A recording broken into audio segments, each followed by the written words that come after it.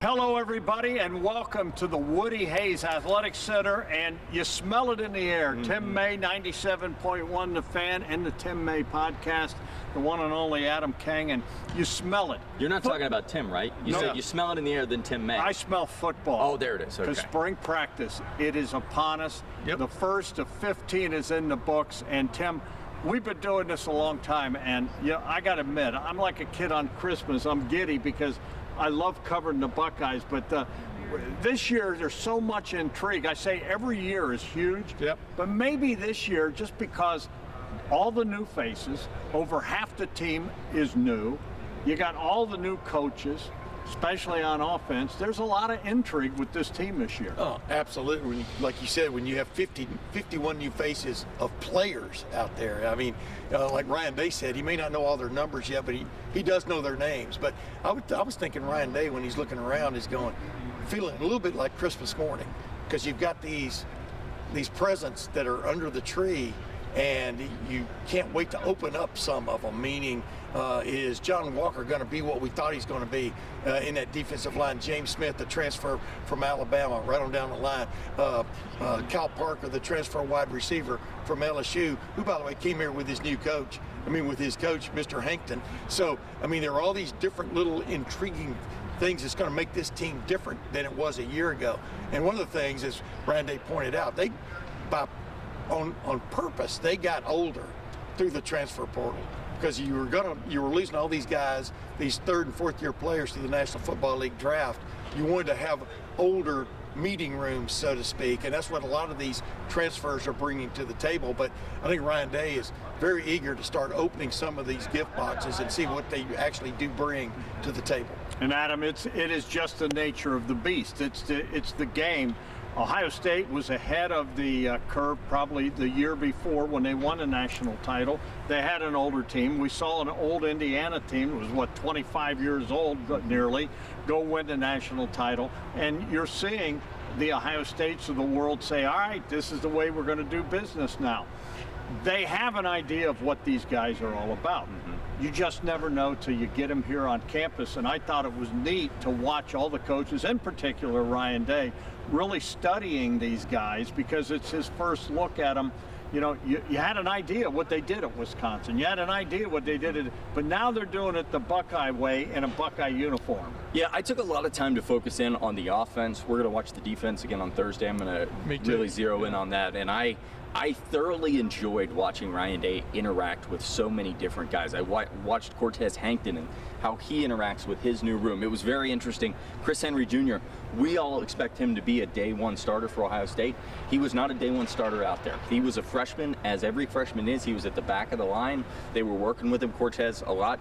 He certainly looks the part, I'll tell you that. Any guy that stands up and looks similar to Jeremiah Smith, you realize that's a big guy. But his head was spent. Yeah, but they all are, because this is a lot of new for so many different people. I talked about the idea that Ryan Day had to explain that you have to earn your stripes here. You lose the black stripe, that's how that works. It's second knowledge to a lot of Buckeye players, but for a guy like Earl Little, he doesn't, he's not researching what Ohio State does in the middle of his time at Florida State. Terry Moore's not looking up what they're doing at Duke, so he comes in here. It's a lot of the elementary stuff of just going through the day-to-day that they're learning. But I know, and we heard Ryan say, once they get to football, these guys are experienced as you could ask for. I think what's going to make it fun, you say presence under a tree, is he knows what he's getting in Earl Little. He knows what he's getting in Terry Moore and Allegro. But it's a guy like sitting there and watching Legend Bay, who Ryan admitted he's probably most worried about the running back room to start spring practice. Yeah. That's because you don't have Bo Jackson. And we saw him working with the running backs. Ryan was out there with a garbage can making the guys either cut in or cut out. And that's because he knows they don't have Isaiah West, they don't have Bo Jackson. So if someone like Legend Bay and Jackson out of Florida, you need him to come in and be immediate impact players. That's going to determine a lot about this team. And so I don't know, it's almost exciting in that way. He called Legend Bay Curtis Samuel-esque. When you know what the guys can do, new has this connotation of bad, the new 51 players. Somebody texted me, how could they have 51 new players? They're not young. They're not 51 guys that have never played football. They've just never played football in the wood. Yeah, and the other thing is I watched the offense like you guys, and it was fun to watch Julian. Looks like he may have put on a few more pounds. Yep. Looked really physical, and I know they hit it hard with Coach Mick in the off-season lifting. But the other thing is the O-line, and I got to spend some time with those guys on the Buckeye cruise. And there is a mentality to these guys, and I like the way they look. They all are in shape. Mm-hmm. They all mean business, and they really have connected with Arthur Smith and this running game. And people have made a lot about, oh, how's this going to work? Arthur Smith likes to run. First of all, yes, he likes to run the football. Guess what? He also was the offensive coordinator in the NFL. He was a head coach in the NFL. And you're not going to last for long if you don't throw the football. Correct. This guy, Ryan Day pointed out, this guy knows the passing game. It's not just the running, but he's going to bring some tweaks to the running game. Absolutely is. I mean, that's his number one charge, so to speak, when Ryan Day hired him, is to get a little more consistency of the running game. We saw a couple of years ago under Chip Kelly, but the tutelage that went on there and some of the fine-tuning that went on there just from Chip Kelly. But the thing is, the offensive line really came to the fore in that run. But then you also had two running backs who were veterans who stepped up and played well as a tag team instead of, I'm going to get mine, hope you get yours kind of approach. This is what's going to be interesting is the young guys need the reps almost more than the older guys. You still don't want to see Bo Jackson and Isaiah West on the field, but you don't want to put them in jeopardy coming off shoulder surgeries. So it's a chance, like you guys just talked about, the transfer running back Jacoby Jackson, the chance for him to step in there, not just to show leadership, but to show he can play. And then what stood out to me about just watching the first practice was pretty much everybody they got, in the portal fits out there, meaning from a physical standpoint, from an ability standpoint, they fit out there amongst this group of, as we all know, is basically is top three roster in the country. Then you bring in veterans like a John Walker, who's been through the grind. I know Larry Johnson likes him a lot. James Smith, who's been through the grind, Larry Johnson likes him a lot. Just immediate, not just depth on your defensive front at the tackle spots, but guys who played.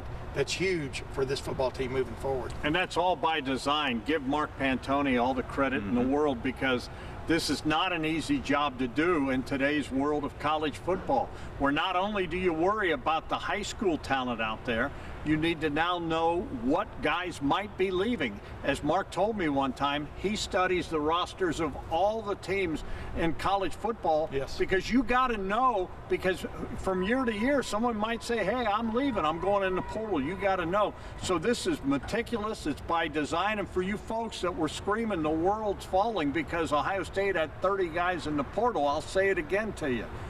They got older by design, and if they wanted those guys, they'd still be here.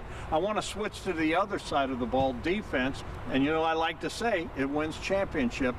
I love Matt Patricia. I love the fact that he is back, but I'm going to tell you what, as I looked at their guys, there's an edginess to them, and they definitely, with the guys they brought in, they passed the look test, and Matt was like a kid on Christmas too. He was giddy. I think it was fun to watch a lot of the not captains, but could be captains on defense. A guy like Jermaine Matthews was very involved in coaching up guys early on. Kenyatta Jackson, they were going through the stretch lines, and he wanted to make sure that his line was perfectly straight, that he was in. It's stuff like that shows up in the fall, not necessarily in every tackle, but in leadership and helping coach these guys. That's so much of what spring ball is. This defense, everybody talks about how they're losing a lot of pieces. The nice thing is all these guys on defense were here. They're not bringing in like freshmen and saying you've got to get on the ball now and go play. Guys like McLean, the sky is the expectations are sky high for him this year with what he's going to do in that secondary. Obviously, it's tough when you learn as IGP and Caleb Downs. We heard Ryan Day say that. But they still have Matt Patricia as their defensive coordinator. They've really leaned on Peyton Pierce. I think that's been really interesting to see throughout this whole process, is that it is no longer two linebacker jobs up for grabs. From what I can take, it sounds like Peyton Pierce is the guy, and then they're going to try to figure out, we know Pettijohn's not going to be able to go through spring practice. That's big.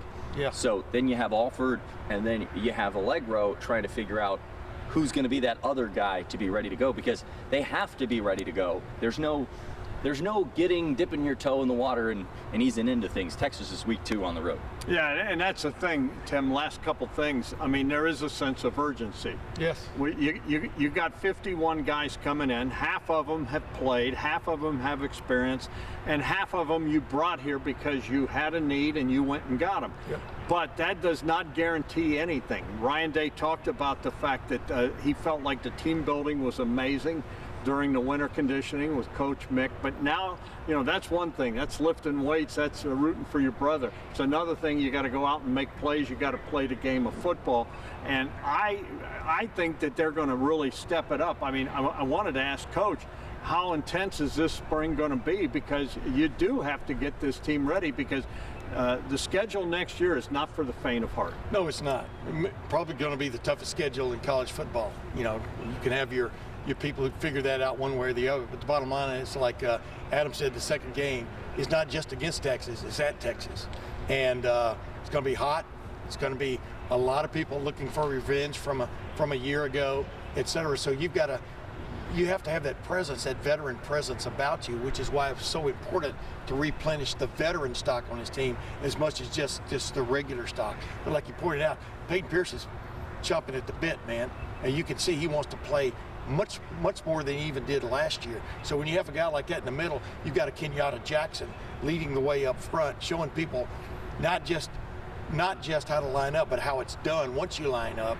Those are huge steps you took. And then, you know, the little kid, I mean, I like him a lot. I mean, from a standpoint of bringing in some leadership from basically another place, another way of doing things. There's nothing wrong with getting a little pollen from somewhere else. And so I'm very intrigued about this defense. What intrigues me the most, though, is Matt Patricia could have left. We all know he could have left, gone elsewhere. He knew what he's losing. You know, the two superstars at the combine, and then you throw Lorenzo Styles Jr. in there. He was a superstar, etc. The guys that are in Caleb Downs, those are not just leaders or what do you want to call it, older players. They're great players, and especially Caleb Downs. So you've really got to get guys to step up in the secondary, especially through the spring, to show that not only they're willing to compete, but that they can compete and do it in the right way. All right, guys, last thing, and we're going to do final thoughts. I'm going to start with you, Adam. What did Ryan Day learn last year, and what will that translate into this year? That's a good question. I think Ryan Day learned last year that the offense should always be evolving. I think, especially bringing in a guy like Arthur Smith, there were some times last year when I don't think the offense went exactly how they planned. They wanted to come in and make sure they were doing things to draw out the season, but he also very much learned, and I think this is the biggest thing with an evolving offense, you have to have a run game. No matter what, at the end of the day, when it comes to, you know, this is it.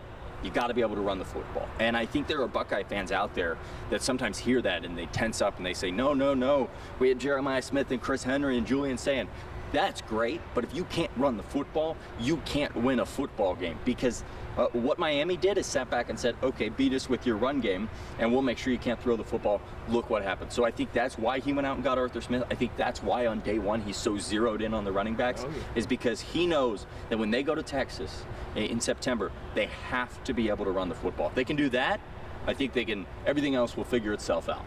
All right, what did he learn? What did he learn? Amen. I'm over here saying amen. That's exactly what he learned. I think you're going to see them try to run a few more plays this coming year too, because you were so, I guess, zeroed in on making sure you were as fresh as you could be at the end of the year. And let's face it, they went 12-0, so they started well. But I think you want to get a few more reps in your repertoire in terms of the run game, for example, against live competition. We'll see what that goes. I mean, this is going to be such a weird schedule, though, because it seems like every other game is a huge game in this schedule. So you're going to have to be hitting the squares on day one, I mean, as this season progresses. And will this team be in the conditioning shape, et cetera, that you want, and from a depth standpoint, to be able to hit those squares as you move along? That will be key. But they got to get the run game. And, you know, we haven't even talked about the offensive line.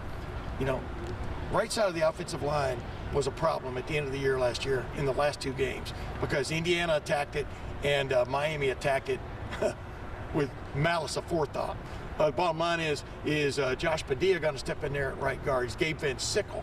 Is he going to be the guy? Are they going to move Philip Daniels down into right guard and do some shuffling? Is Ian Moore going to be your starting left or right tackle and put Philip Daniels in, or move Austin Sareveld around? There's going to be a lot of that experimenting going on. Ryan said, as we talked to him after the first practice this spring, they've got like 7 or 8 guys that they feel like can play. But you got to get them zeroed in, because when they needed it the most last year, which was against Miami, that was not the case. I think last thing, and I agree with you, I think the running game he learned, they want to fix that. That's why Arthur Smith's there. I think they're going to expect Julian saying this year, he's not going to become Fran Tarkenton out there running, but they're going to expect him to run. Or Lamar Jackson. Yeah, Lamar Jackson. They're going to, let me come into this century. Yeah, thanks, Tom. Anyways, but they're going to expect him to run. The other thing I think he learned is you got to build depth. And they're going to, I think that is going to be a heavy emphasis this spring and going into this season. You got to build depth, because they tried so much you can't protect them. Injuries are going to happen. Guys are going to get sick. Yep. You better have the next man ready to go. And to me, his big mission is to make sure that the guy that's the starter, the backup, is ready to go at any moment. And that's going to include the quarterback and all the way down. I think he's going to put heavy emphasis on building depth. All right, guys, 1 down, 14 more to go. Like Coach Day said, keep it on 10 TV, 10 TV Plus, 97.1 The Fan. And you can also check this man out on the Tim May podcast. It's free, right? Yeah, fanstreamsports.com. Check it out. Check it out. There you go. We'll see you later.